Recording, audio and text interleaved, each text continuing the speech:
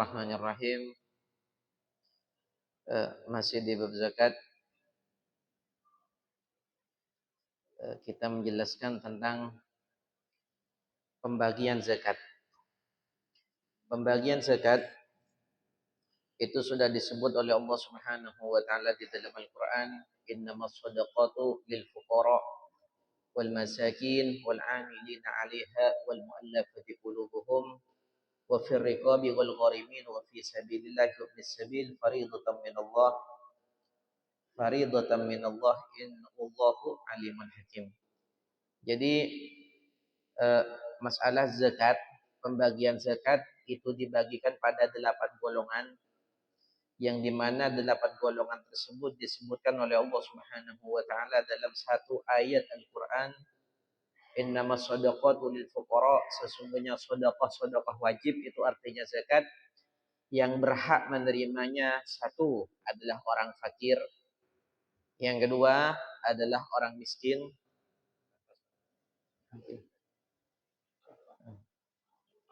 yang pertama adalah orang fakir, yang kedua adalah orang miskin, yang ketiga adalah amilus zakah, orang yang bekerja atas zakat, yang keempat muallafati qulubuhum, adalah orang yang baru masuk Islam, dan yang kelima budak mukatab, yang keenam orang-orang yang punya hutang, yang ketujuh sabilillah, orang-orang yang berperang di jalan Allah, yang kedelapan adalah ibnu sabil.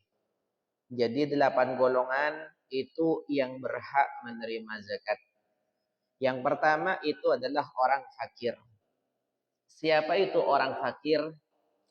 Orang fakir tersebut adalah orang yang tidak punya harta dan tidak punya pekerjaan yang cukup untuk kebutuhan.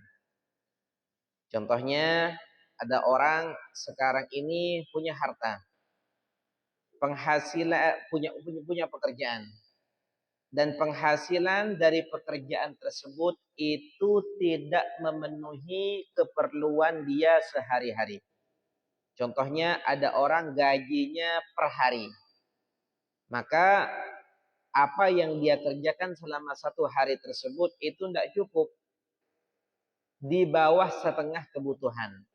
Misalnya dia itu memerlukan untuk nafkah 1 hari 100.000, yang dia dapat, yang dia peroleh itu hanya di bawahnya setengah, di bawahnya 50.000. Maka itu hukumnya fakir. Yang kedua, terkadang ada orang itu penghasilannya itu mingguan. Maka penghasilan 1 minggu itu dibagi selama 1 minggu dapat berapa? Misalnya apa itu? Selama 1 minggu dia dapat gaji 300.000. Dapat gaji 300.000 selama 1 minggu. Keperluannya per harinya itu 100.000. Maka 300.000 dibagi 1 minggu, dibagi 7, itu tidak nyampe 50.000. Di bawahnya setengah. Itu juga dikatakan orang fakir. Intinya orang fakir tersebut adalah orang yang punya pekerjaan, tapi penghasilan dari pekerjaan tersebut itu tidak cukup sama sekali, dan di bawahnya setengah seandainya dibagikan per hari. Itu dikatakan orang fakir. Ada orang fakir ini tidak punya pekerjaan tapi punya harta, bahkan hartanya itu melimpah, bahkan hartanya itu banyak. Terkadang orang itu dikatakan fakir padahal dia punya harta lebih dari 1 nisab. Siapa dia? Dia adalah orang yang punya harta tapi tidak punya pekerjaan, tidak punya penghasilan, sehingga harta yang dia miliki dibagi-bagikan harta yang dia miliki dibagikan pada waktu kebutuhannya dia sampai umrul ghalib. Salah satu contohnya, sekarang ada orang punya harta tapi tidak punya pekerjaan. Umurnya dia berapa tahun? Umurnya dia umur berapa? Umur 20 tahun. Umrul ghalib itu seperti yang disabdakan oleh Nabi, a'maru ummati ma baina sittin ila sab'in, umurnya umatku itu antara 60 sampai 70. Jadi lumrah umurnya umat Nabi Muhammad itu sampai 60 tahun. Berarti kalau ada orang ini umur 20 tahun, berarti umurnya sisa 40 tahun. Yaitu memandang lumrahnya. Kalau orang ini umurnya 30 tahun, berarti melihat lumrahnya umur di umatnya Nabi Muhammad, sisa umurnya dia kurang 30 tahun. Kalau dia punya harta, cukup enggak harta yang banyak yang dia miliki dijadikan nafkah untuk dia selama 30 tahun, cukup apa enggak? Kalau semisalnya perharinya dia perlu 100.000, kalau harta misalnya dia punya mobil, tapi dia gak punya pekerjaan, dia punya uang, dia punya emas, ada uang dia banyak. Seandainya uang itu dibagikan ke 30 tahun, perharinya dapat berapa itu? Dia per hari perlu 100.000. Tapi harta yang dia miliki seandainya dibagi jadi nafkah 40 tahun, perharinya dapat berapa? Kalau misalnya perharinya itu lebih dari 100.000 atau 100.000, berarti dia kaya. Kalau seandainya perharinya dari harta yang dia dapat dijadikan nafkah selama 30 tahun untuk dia, istrinya, anaknya, dan keperluan yang harus dia penuhi selama per hari, itu ternyata tidak cukup. Di bawahnya setengah, maka itu dikatakan fakir. Makanya dikatakan oleh ulama, terkadang orang fakir ini punya harta satu nisab, tapi dia tetap dikatakan fakir. Siapa dia? Dia adalah orang yang punya harta tapi tidak punya pekerjaan. Seandainya harta itu dijadikan nafkah sisa umurnya sampai umur 60 tahun itu tidak cukup. Maka dia dikatakan orang fakir. Dan orang yang punya pekerjaan itu adalah orang yang layak untuk mendapatkan pekerjaan. Adalah orang yang layak dalam pekerjaan tersebut. Ada orang, sebagian orang ini nggak layak untuk dia pekerjaan ini. Dia itu punya pekerjaan, tapi pekerjaan ini nggak layak untuk dia. Salah satu contohnya pekerjaan haram. Ada orang ini punya pekerjaan, tapi pekerjaannya haram. Kan nggak layak. Pekerjaan haram itu nggak layak untuk orang Islam, untuk umatnya Nabi Muhammad SAW. Makanya dikatakan oleh ulama, orang kalau punya harta banyak, tapi penghasilan dari harta yang haram itu dinamakan fakir. Kenapa? Karena hartanya yang haram itu bukan milik dia. Wajib dikembalikan semua. Jadi kalau ada orang punya harta banyak, penghasilannya dari yang haram, pekerjaan yang tidak layak, dia dikasih zakat itu boleh apa enggak? Boleh. Kenapa? Harta yang haram itu bukan milik dia. Semuanya wajib untuk dikembalikan. Makanya Al-Imam Al-Ghazali berfatwa dalam salah satu kitabnya, ada orang ahli ilmu yang dimana pekerjaan tidak ada yang layak untuk dia di tempat itu. Contohnya, ada orang sekarang ini ahli ilmu yang dimana dia itu pekerjaannya hanya ngajar. Kemana-mana ngajar. Tidak ada pekerjaan di tempat itu yang layak untuk dia. Contohnya, yang ada pekerjaan di situ, pekerjaan yang dimana orang itu seolah-olah tidak mengizinkan untuk dia karena dia seorang guru, contohnya. Oh, pekerjaan nyapu. Mau kerja, orang-orang itu, sampean kurang enak kerja di sini. Bukan tidak ada lowongan, ada lowongan. Tapi kata orang-orang itu dia nggak layak untuk kerja di situ. Maka dia itu dikatakan orang fakir. Kenapa? Meskipun dia bisa bekerja, tapi pekerjaan itu tidak layak untuk dia. Begitu juga orang-orang yang mencari ilmu, yang dimana dia semangat dalam keilmuan, tapi seandainya dia itu bekerja, maka dia putus dalam pencariannya pada ilmu yang wajib. Maka dia boleh untuk menerima zakat. Itu dikatakan fakir, bukan dikatakan sabilillah. Anak mondok contohnya, seorang santri sekarang. Ada seorang santri, yang dimana santri tersebut nafkahnya, keperluannya tidak cukup dari orang tuanya. Seorang santri keperluannya tidak cukup dari orang tuanya. Bolehkah seorang santri itu menerima zakat? Jawabannya, kalau santri itu bisa bekerja dan dia semangat mencari ilmu, seandainya dia kerja, dia putus dalam pencarian ilmunya, maka boleh bagi dia itu untuk menerima zakat. Tidak usah kerja, teruskan mencari ilmu. Kalau ada harapan dan orang itu semangat. Ya kalau mondok atau mencari ilmu, tapi dia tidak semangat, lebih baik kerja. Seperti itu. Wahakala. Terus yang kedua itu adalah orang miskin. Orang miskin itu hampir sama dengan orang fakir. Orang miskin adalah orang yang punya harta atau punya pekerjaan yang dimana penghasilan dari pekerjaan tersebut itu tidak cukup, cuma lebih mendingan daripada orang fakir. Kalau orang fakir itu yang dia temukan dalam pekerjaannya perharinya itu cuma di bawahnya setengah. Tapi orang miskin itu di atasnya setengah. Contohnya, sekarang ada orang punya pekerjaan, dapat penghasilan. Per hari dia itu dapat penghasilan 70.000, 80.000. Tapi dia itu yang diperlukan seharinya 100.000. Tapi yang dia temukan 90.000. Perharinya 80.000, 70.000, itu boleh menerima zakat. Kenapa? Karena itu dikatakan orang miskin.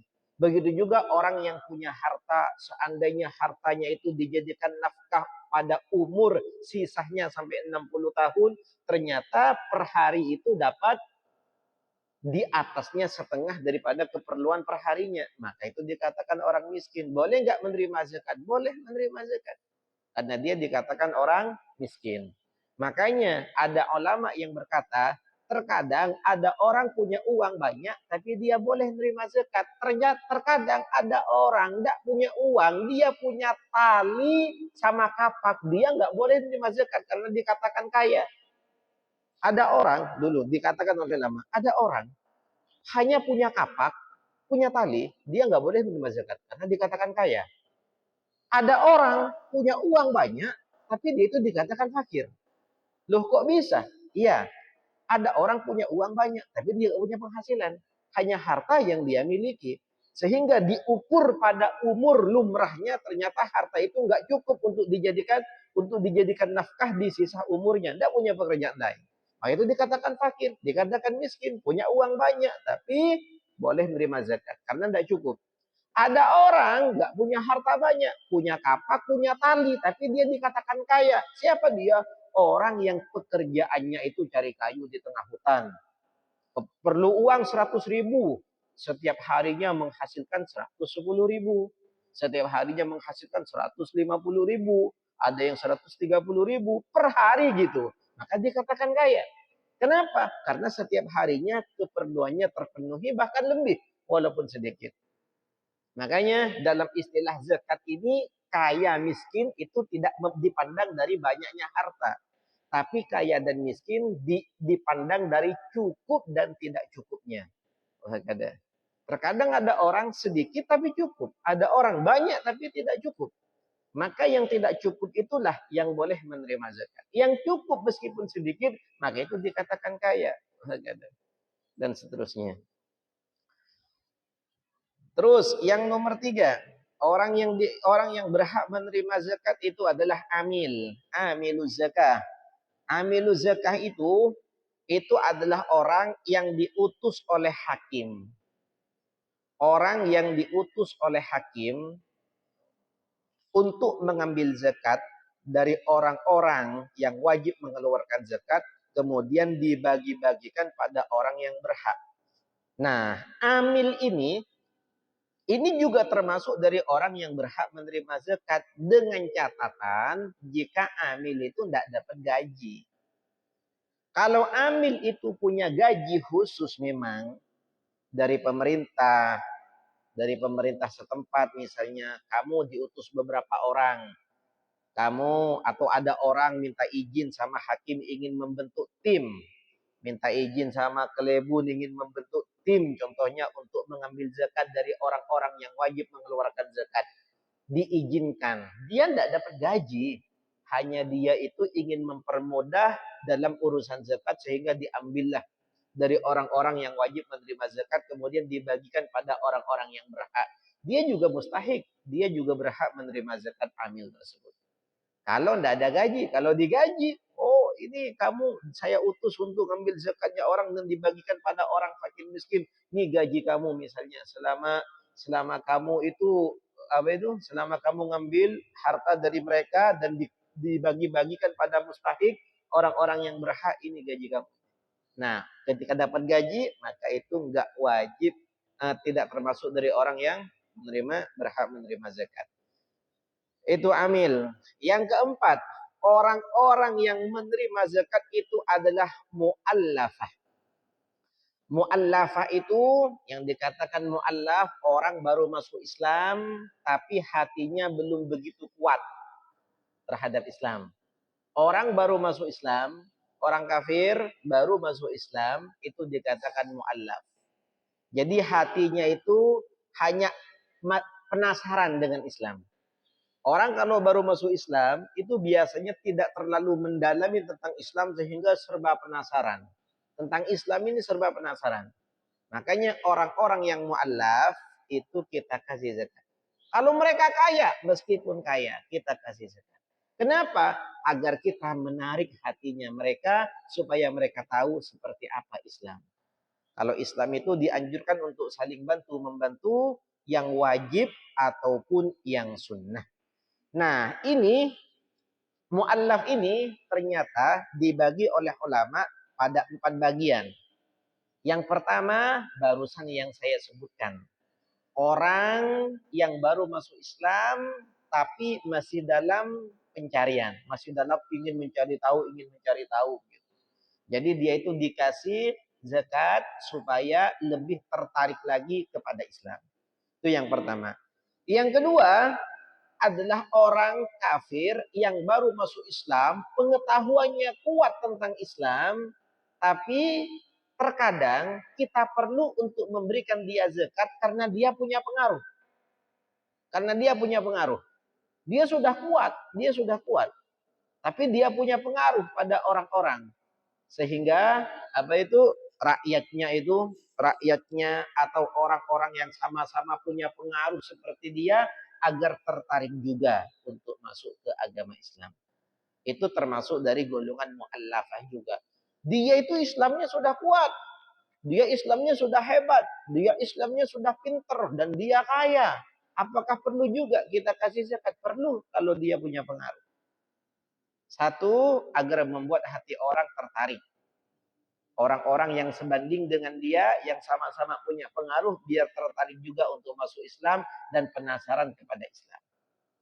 Yang kedua, jika orang itu adalah orang terhormat dalam golongannya, seorang pemimpin orang kafir, misalnya pasturnya contohnya, dia itu masuk Islam, kita kasih juga. Kenapa? Agar rakyatnya itu terharu dan tertarik. Seperti itu. Makanya itu juga termasuk dari mu'allafah juga. Yang ketiga, mu'allafah tersebut itu salah satunya adalah orang yang menyeret orang yang tidak mau bayar zakat sampai diantar ke hakim.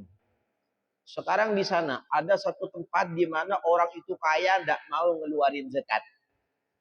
Dan orang-orang tidak ada yang berani untuk menagih atau meminta zakat pada dia. Jadi ada orang misalnya dia tuh ada berapa orang itu tidak mau bayar zakat. Untuk minta tidak ada yang berani. Maka dianjurkan bagi hakim atau orang-orang yang lain, contohnya siapa yang bisa ngambil zakat dari orang-orang itu, maka dia juga berhak untuk menerima zakat. Sehingga hatinya tertarik, oke. Jadi orang-orang yang nggak mau bayar zakat itu diminta atau dilaporkan ke hakim, dibawa ke hakim agar orang itu dipaksa untuk ngeluarin zakat. Itu juga boleh, termasuk dari mustahik, dari mu'allaf. Dia orang Islam, meskipun dia orang Islam.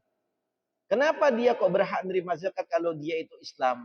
Kok dimasuk dalam kata mu'allaf? Karena dia itu adalah orang yang sanggup memaksa orang yang tidak mau ngeluarin zakat. Kalau seandainya dia itu nggak dijanjikan atau nggak dikasih zakat, dia malahan nggak mau lagi. Lebih nggak mau untuk maksa orang yang nggak ngeluarin zakat untuk ngeluarin zakat.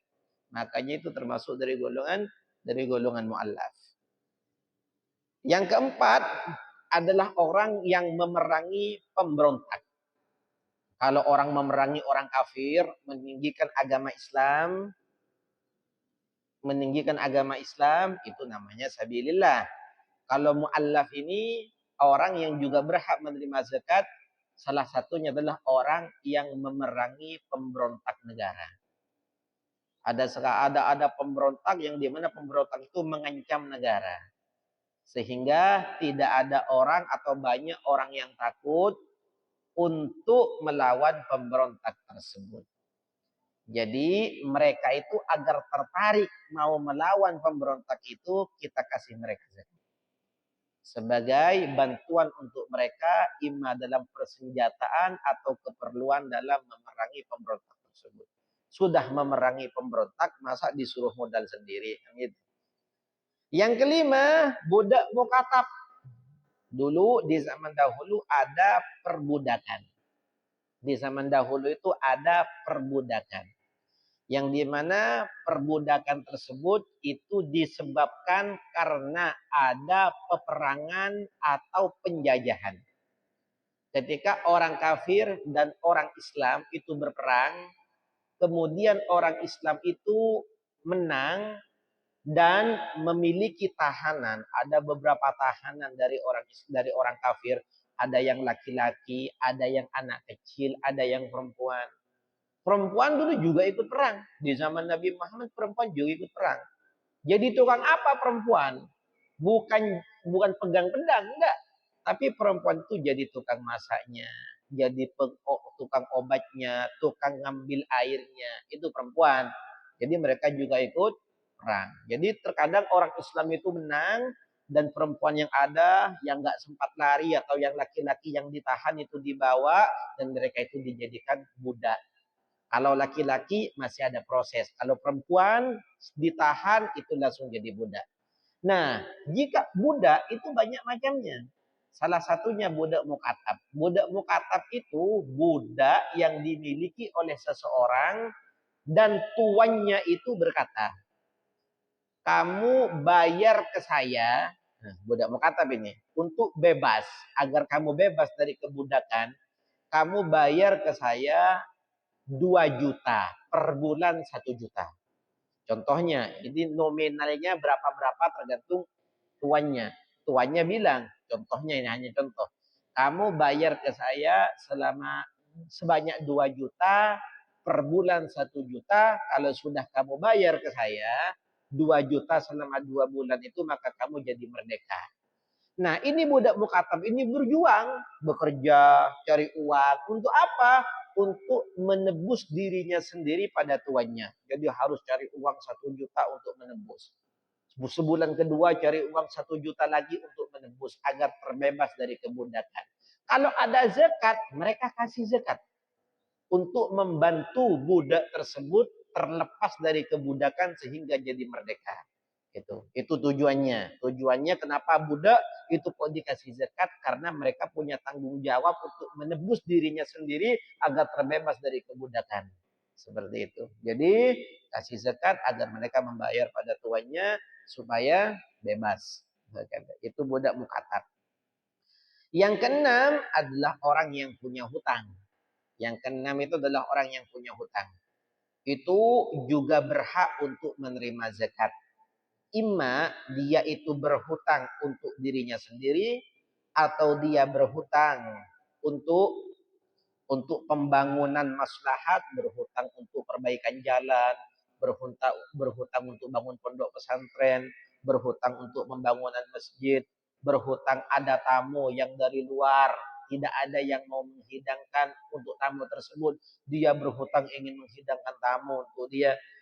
Nah, jika ada zakat, maka boleh orang tersebut menerima zakat sebagai bantuan untuk membayar zakat tersebut. Atau orang yang nanggung hutangnya orang. ada orang sekarang ini meninggal. Ada orang sekarang itu meninggal. Salah satu contohnya orang wafat. Tidak ada keluarga yang mau nanggung hutangnya. Seolah-olah keluarganya itu lari. Ada orang yang memberanikan diri, udah saya tanggung hutangnya fulan. Sehingga dia punya hutang karena dia bertanggung jawab atas hutang orang lain. Ada zakat, kasih dia. Atau dia minta karena dia termasuk dari orang yang berhak untuk menerima zakat sebab dia punya hutang karena nanggung hutangnya orang lain. Yang nomor 7, orang yang menerima zakat itu adalah ibnus sabil. Sabilillah. Sabilillah itu adalah orang yang berperang melawan orang kafir dengan tujuan meninggikan agama Islam. Tapi orang yang berperang itu ada dua. Ada prajurit asli yang dimana mereka dapat gaji. Ada bukan prajurit. Ada bukan tentara. Tapi orang-orang biasa yang ingin ikut berjihad di jalan Allah. Nah, orang-orang yang prajurit asli, karena mereka dapat gaji, mereka tidak boleh menerima zakat, tidak boleh dikasih zakat. Tapi orang-orang yang ikut serta dalam berperang, dia bukan prajurit, tapi ingin berjihad. Nah, mereka lah yang berhak untuk menerima zakat, dan mereka lah yang dikatakan fisabilillah. Jadi tidak semua orang yang berperang dengan orang kafir itu sabilillah. Tidak. Hanya orang yang berperang dan dia tidak digaji, tidak mendapatkan gaji. Nah, itu dikatakan sabilillah. Ada ibnus sabil. Ibnus sabil itu adalah orang yang musafir dan dia itu tidak punya ongkos untuk sampai pada tujuannya. Punya uang dia, iya, dia kaya, dia punya harta, tapi ongkos tidak punya. Ongkos itu tidak punya. Kalau sekarang ya musim transferan ya. Meskipun tidak ada bisa saja. Tapi kalau zaman dahulu belum ada HP, belum ada ATM. Kalau di tengah jalan itu tidak punya uang, nggak punya ongkos, ya mereka benar-benar nggak punya. Jadi ketika ada zakat kita kasih mereka, bantu mereka untuk bantu mereka untuk sampai pada tempat tujuannya dengan dikasih zakat secukupnya ongkos kemana dia mau pergi. Wah, kada. Itulah 8 orang yang berhak menerima zakat. Terkadang ada pertanyaan, boleh enggak zakat itu dikasih ke masjid, dikasih ke pondok pesantren? Intinya kemaslahatan. Bahkan dikasih pada kiai, zakat itu dikasih pada kiai yang dimana kiai itu sungguh-sungguh meninggikan agama Islam. Dari gerak-geriknya kiai tersebut, benar-benar dia meninggikan agama Islam, sampai-sampai perharinya itu sibuk dengan ngajar, berdakwah, tidak bisa kerja. Tapi di kiai itu cukup, orangnya cukup. Atau pembangunan pondok pesantren atau pembangunan masjid. Boleh apa enggak? Zakat itu dikasih kepada mereka. Jawabannya, jika tidak termasuk di golongan yang 8 ini, maka itu hukumnya tidak boleh.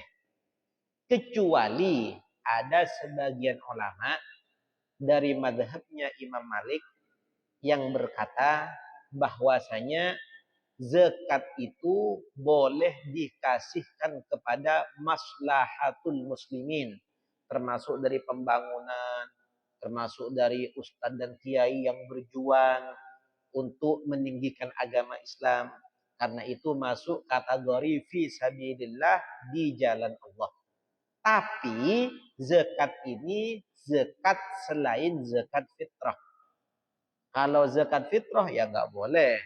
Kalau zakat fitrah itu nggak boleh. Cuma ada segelintir ulama yang mengatakan itu boleh. Jadi intinya gini, boleh nggak zakat kita kasih ke masjid? Kita kasih ke kiai yang benar-benar kiai itu berjuang untuk agama Allah. Atau dikasih ke pembangunan pondok pesantren. Atau dikasih ke pembangunan jembatan. Intinya kemaslahatan orang Islam. Jawabannya pendapat yang muktamad, yang kuat itu tidak boleh. Cuma ada sebagian ulama dari mazhab Maliki yang memperbolehkan, tapi bukan zakat fitrah. Zakat selain zakat fitrah itu hukumnya boleh. Kalau zakat fitrah itu tidak boleh, sepakat ulama, kecuali pada orang yang punya hutang. Salah satu contohnya begini.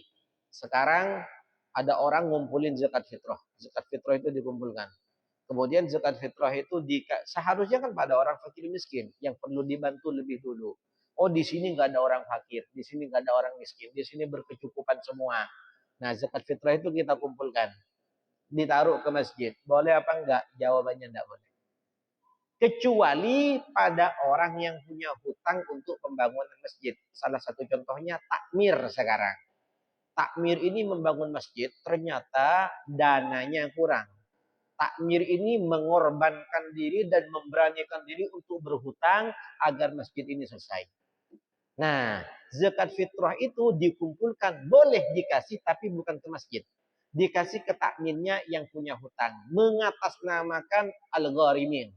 Orang-orang yang punya hutang. Kan orang yang punya hutang juga berhak untuk menerima zakat. Hutang apa? Salah satu yang diperbolehkan hutang untuk pembangunan maslahat. Jadi orang yang punya hutang untuk pembangunan masjid boleh dia menerima zakat fitrah. Boleh dia menerima zakat fitrah. Untuk dibayarkan hutangnya. Dan itu termasuk dari hilah. Jadi kalau kita ingin memberikan zakatul fitri, kalau zakatul mal, zakat yang lain itu khilaf.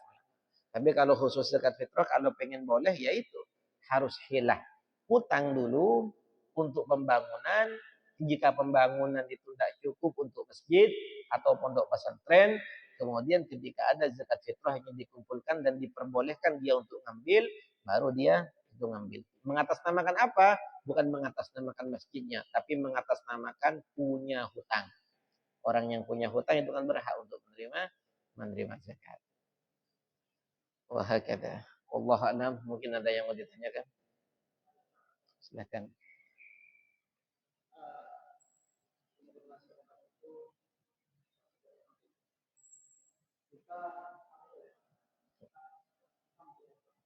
Hmm.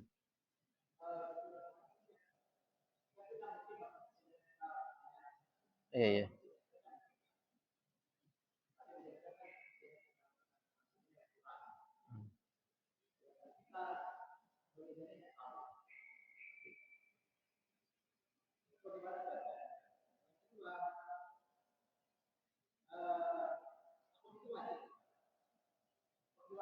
Apanya?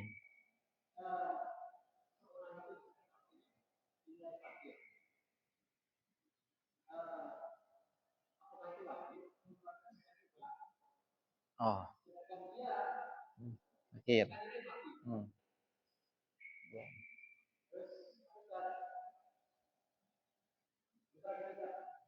Sudah itu dulu. Ya, yang pertama, salah satu mustahik itu adalah fakir miskin. Dan fakir miskin itu kan kita nggak tahu. Nah, gimana caranya kita mengetahui dia fakir? Gimana dia kita mengetahui dia itu miskin? Ya, terkadang kita bertanya, terkadang kalau ditanya orang tersinggung. Nah, gitu. Ditanya itu bukan malah dia itu senang. Mau dia terkadang tersinggung. Nah, bagaimana cara kita mengetahui? Nah, itu biasanya yang pertama kali kalau zaman dahulu yang mendata itu biasanya pemerintah daerah.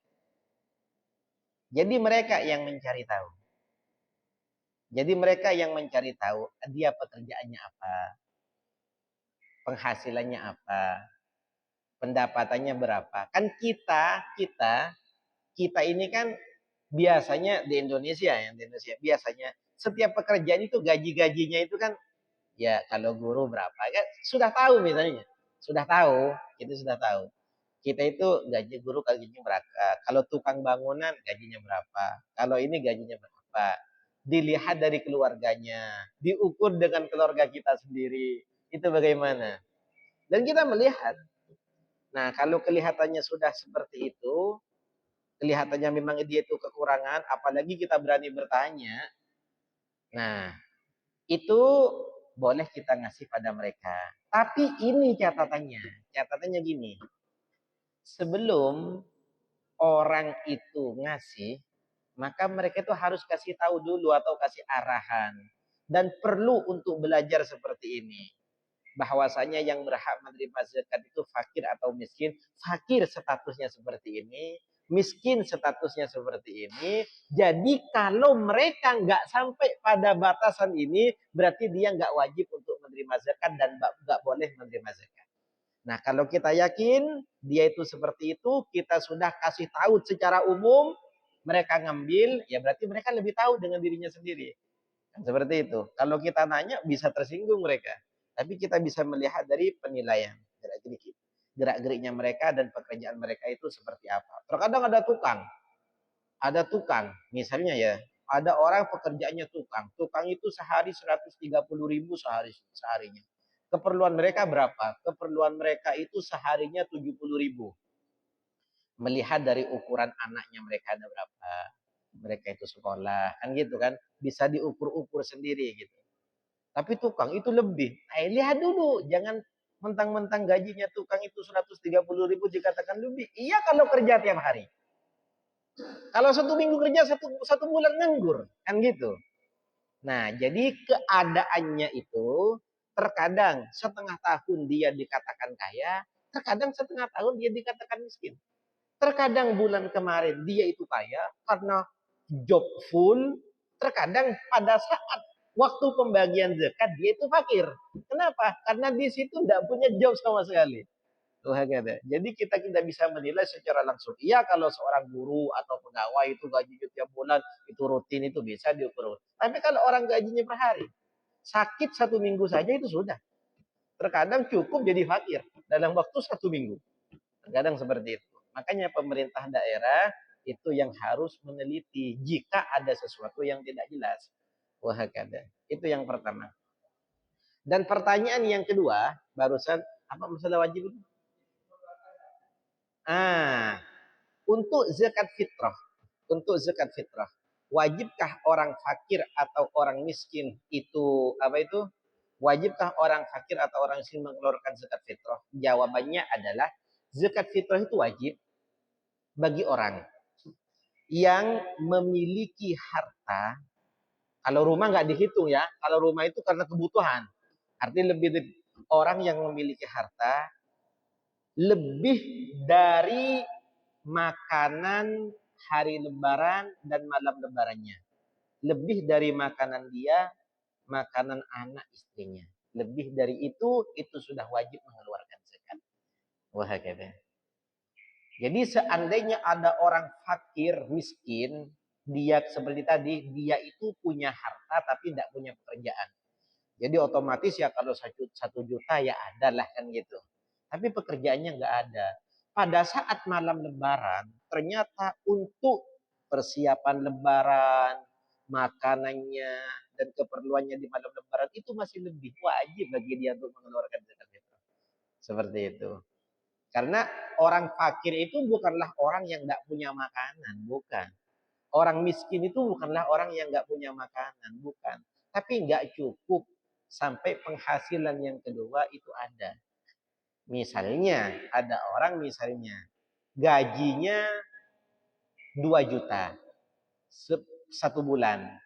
Per bulan dia memerlukan 3 juta. Otomatis kan dia kurang. Artinya dia termasuk dari fakir dan miskin. Tapi dia dapat gaji lebaran kurang 1 hari. Wah, kan dia uangnya banyak. Kan seperti itu pada saat itu. Jadi karena dia uang itu lebih dari keperluan malam lebaran dan hari lebaran untuk dia, anaknya, istrinya lebih, maka dari lebihnya itulah dia wajib mengeluarkan zakat. Seperti itu.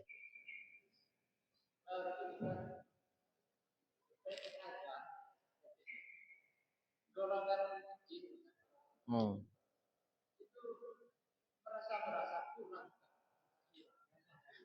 Hmm.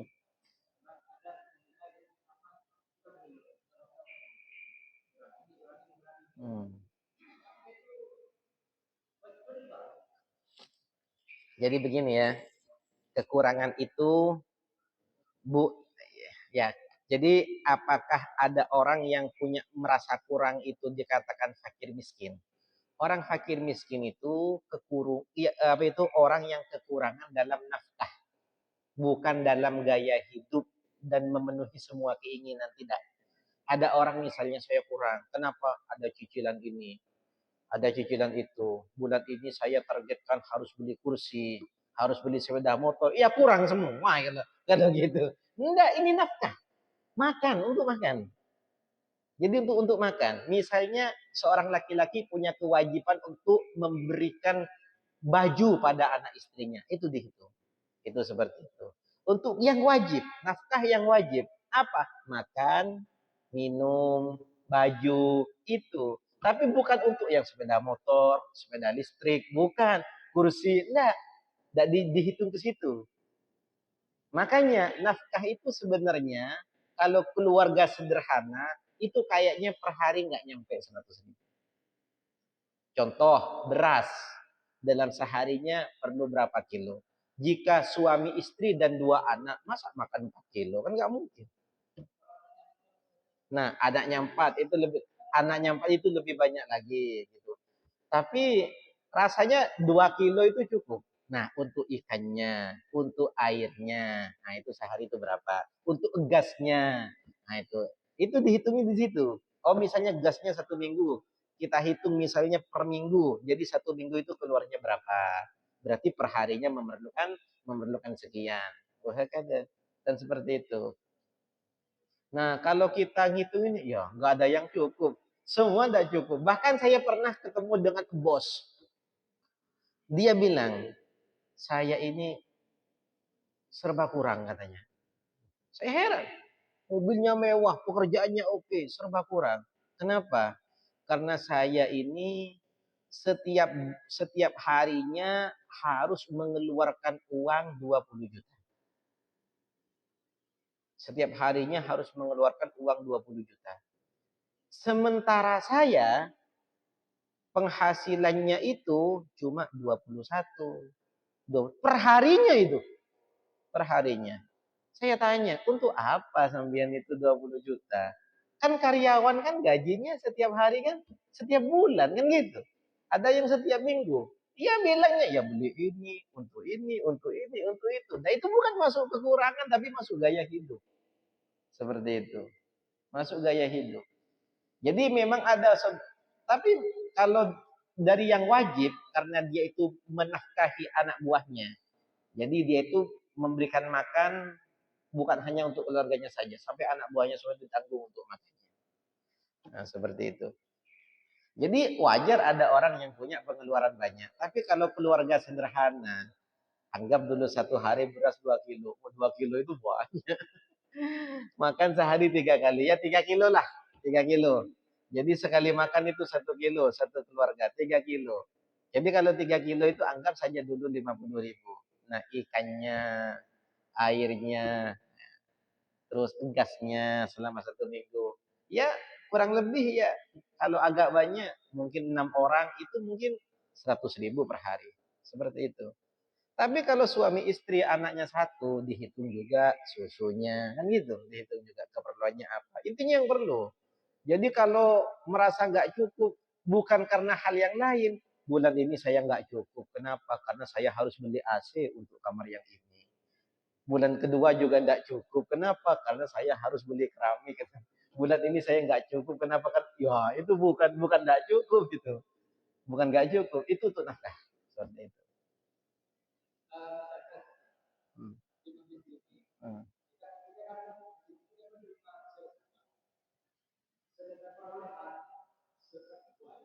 Hmm.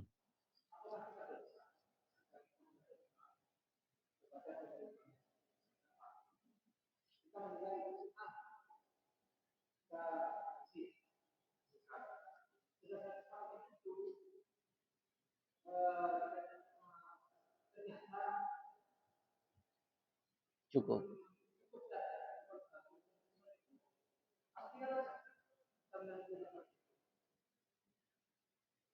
Nah, kalau misalnya Amil menilai seseorang dia sudah fakir, miskin sudah, fakir, miskin, menilai. Dan Amil itu sepakat mencari tahu kalau dia itu memang kekurangan. Dikasih ke dia. Maka dengan pengetahuannya kan nggak, mohon maaf ya, kita kan nggak boleh meneliti orang kan gitu, nggak boleh, kan gitu. Jadi kita dengan dugaan kuat kalau dia itu fakir dan kemudian kita kasih, kita lepas tanggung jawab. Yang punya tanggung jawab siapa? Penerimanya itu. Kalau dia cukup, kenapa dia nerima? Kan gitu. Kalau yang orang yang membagikan itu sudah diteliti, sudah detail, sudah. Saya mencari tahu ini. Kalau dia itu termasuk dari golongan orang yang fakir. Ternyata dia nggak fakir. Yang siapa yang bertanggung jawab? Apakah orang yang membagi? Orang yang membagi sudah hati-hati itu sudah. Yang bertanggung jawab itu yang menerima. Dia nggak berhak tapi kok masih menerima. Kan seperti itu. Dan yang penerima zakat itu tidak hanya fakir miskin saja. Bahkan orang yang punya hutang, kita bantu. Kamu punya hutangnya kenapa? Oh dulu di sana ada pembangunan jalan. Kurang, saya punya berhutang. Nah itu kita kasih gitu.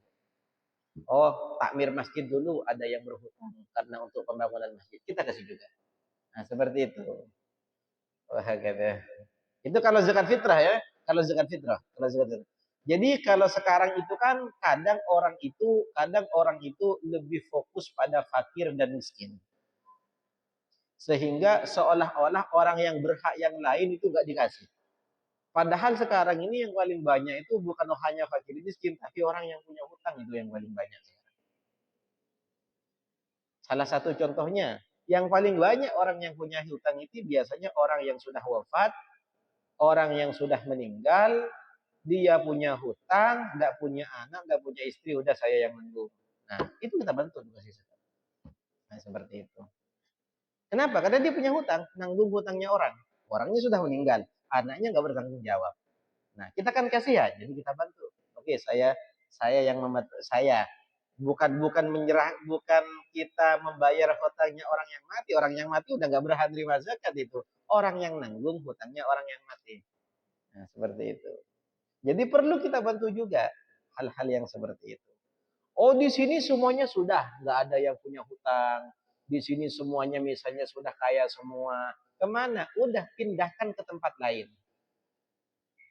Di mana itu? Sumatera yang kebanjiran ada. Palestina ada. Duh, itu kan dipindahkan keluar. Kalau di dalam sudah nggak ada, kemana lagi kalau nggak keluar? Kan seperti itu.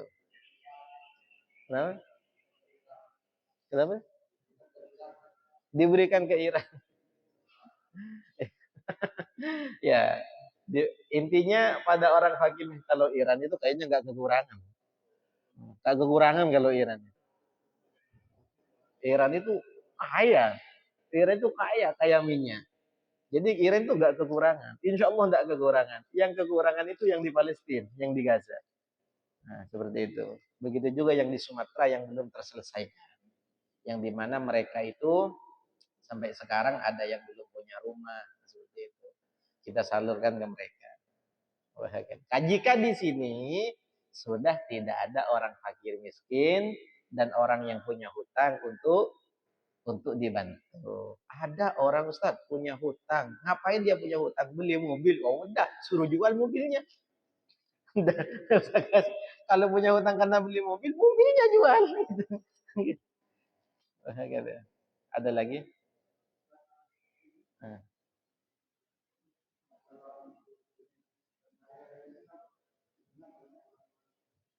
Meninggal. Kenapa?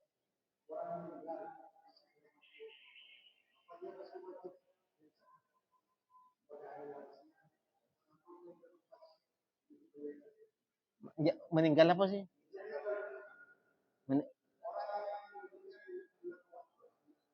Orang. Oh, zakat fitrah. Orang yang wajib mengeluarkan zakat fitrah itu adalah orang man adraka juz'an min Ramadan wa juz'an min Syawal. Dia mendapati waktu sebagian bulan Ramadan dan sebagian waktu dari bulan Id.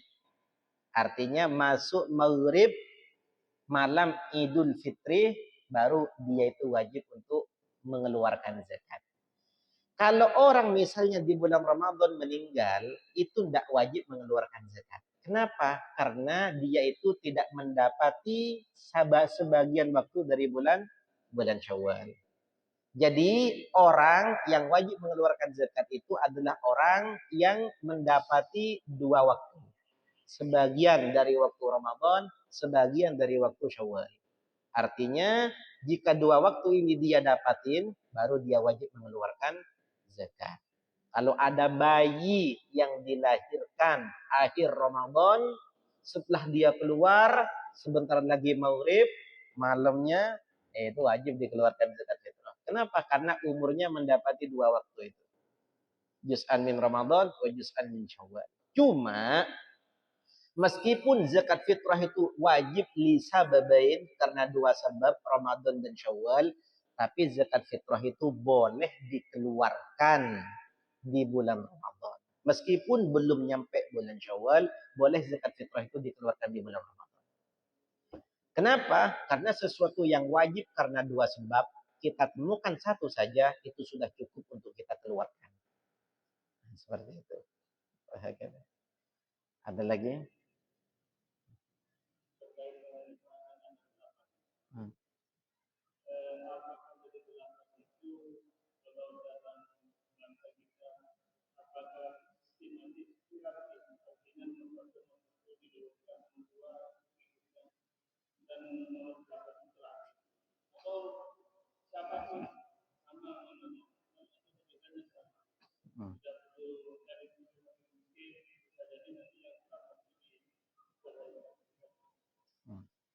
Nah, yang 8 itu disebutkan dalam kitab-kitab fikih. Sebenarnya kalau harta itu cukup, wajib diratakan.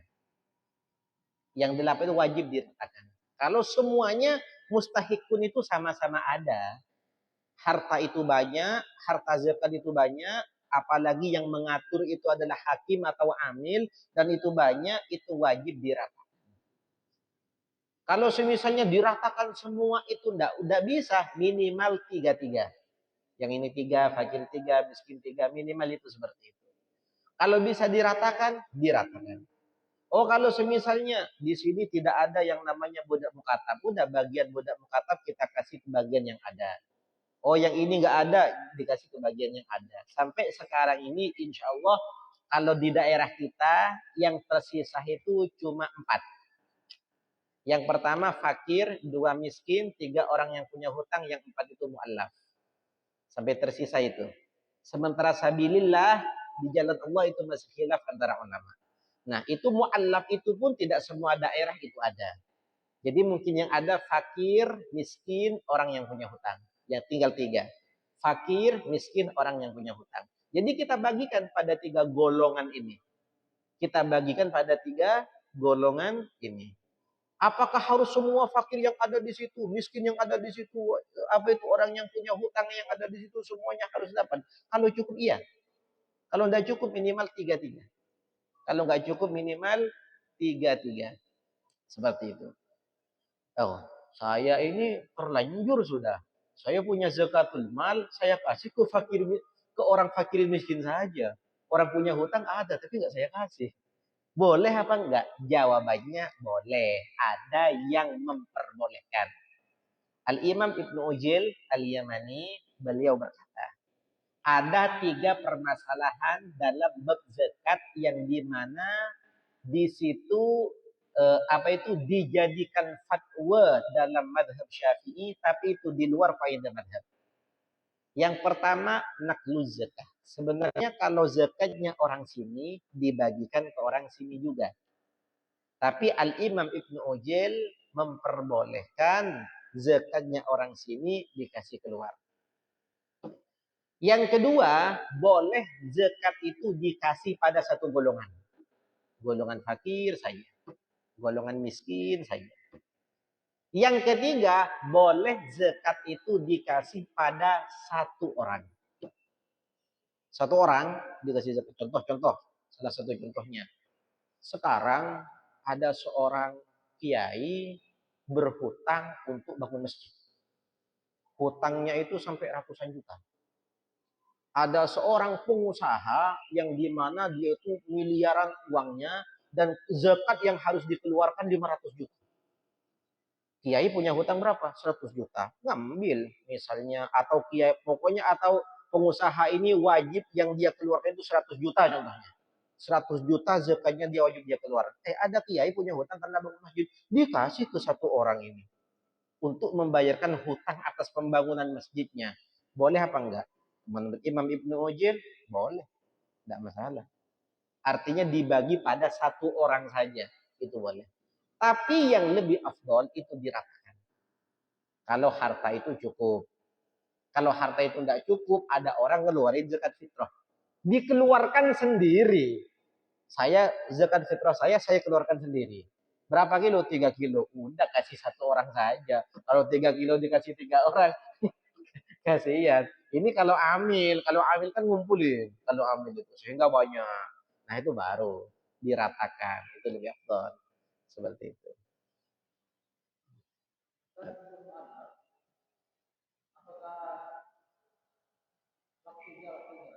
Hmm.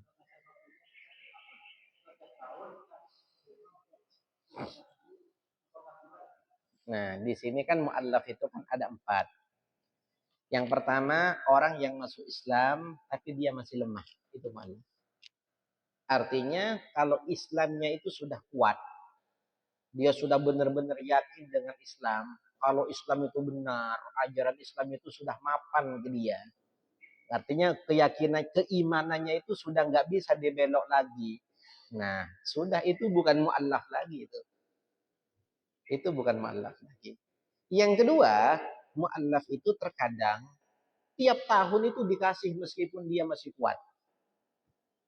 Apabila ada harapan orang yang sebanding dengan dia tertarik dengan Islam.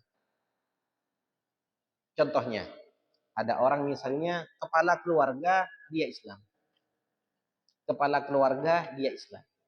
Anak istrinya, keluarganya yang lain belum masuk Islam. Kalau kita ngasih ke kepala keluarganya ini, harapan keluarga yang lain itu tertarik. Artinya kita itu punya harapan seperti itu, maka boleh kita kasih itu seterusnya. Meskipun dia Islamnya sudah kuat. Kenapa? Karena ingin membuat yang lain tertarik. Kalau sekiranya nggak bisa membuat tertarik, ya sudah, dia kan Islamnya sudah kuat. Begitu juga orang yang terpandang. Orang yang terpandang itu dia itu adalah petinggi di daerah situ. Kalau seandainya dia itu punya hubungan kuat dengan Islam, kita kasih bantuan dia, mungkin petinggi-petinggi yang lain itu bisa tertarik. Jika ada harapan. Ya kalau tidak ada harapan, ada petinggi di situ. Misalnya baru masuk Islam, terus diusir, wah itu tidak ada harapan itu. Seperti itu. Tapi untuk orang yang baru masuk Islam dan niatnya masih lemah dalam Islam itu, belum benar-benar mantap, itu kita kasih. Itu mu'allaf. Ada yang lain?